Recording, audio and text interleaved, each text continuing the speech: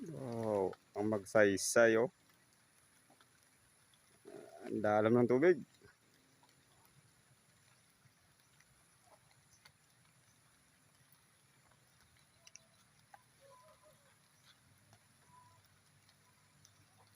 Bato tabit dito. Hmm. Nalugit. Aba.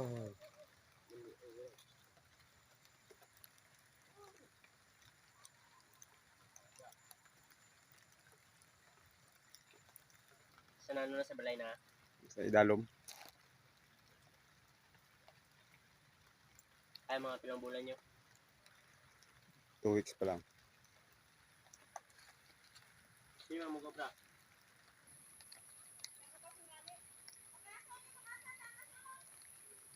Lumos ang magsaysay.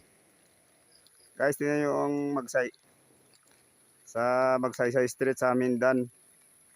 Sa Barangay Poblasyon.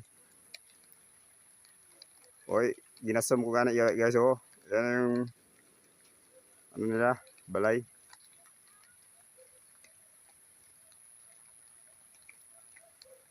Grabe ang tubig. Ito sa ilog.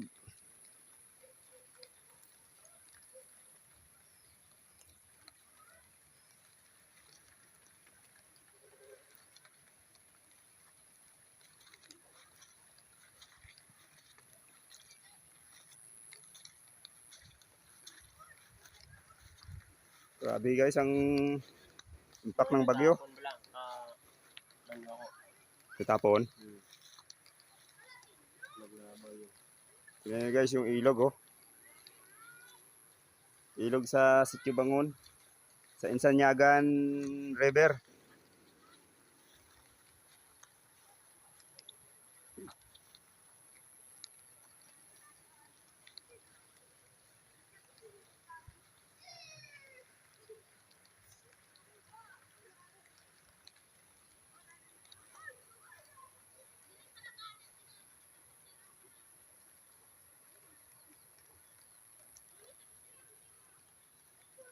Mga pananim guys, sayang. Sinulob ng tubig. Container. O yung container sa ilog oh. Lumulutang. Container yan guys.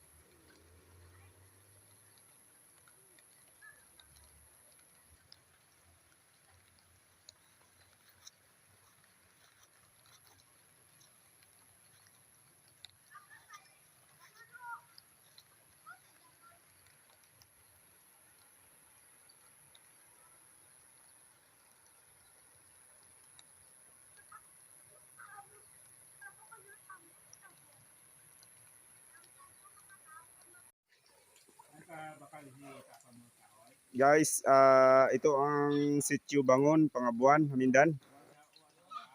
Ito guys ang mga palayan.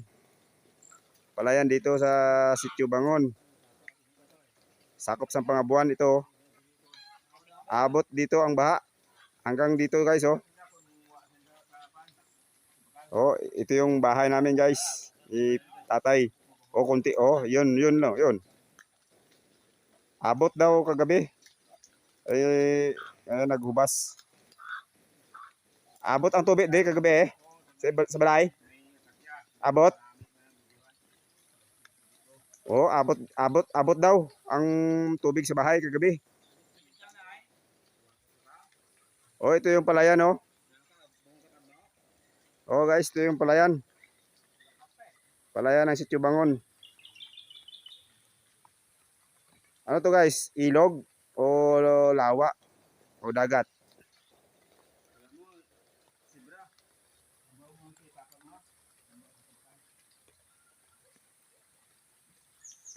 Sayang ang mga palayan guys.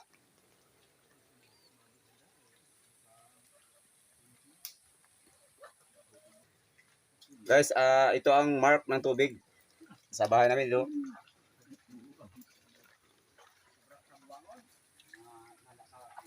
Yan ang mark.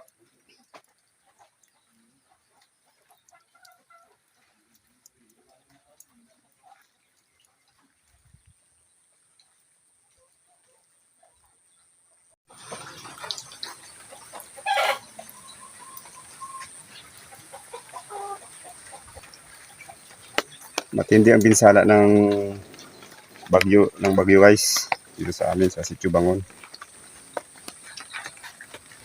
Ito guys yung nakikita niyo sa screen, ito yung mga palayan. O yung bahay ng amigo ko. Hindi nakawala sa ilog. Sa kabaha. Ayun, mga palayan yan guys, yung mga tubig dyan. Palayan. Oh. Hindi yan ilog guys, palayan yan. Oh. Matinding pinsala ng ulan at saka bagyo. Kawawa ang mga tanim. Mga palayan yan guys. Dito sa Sitio Bangon, Pangabuan, Hamindan.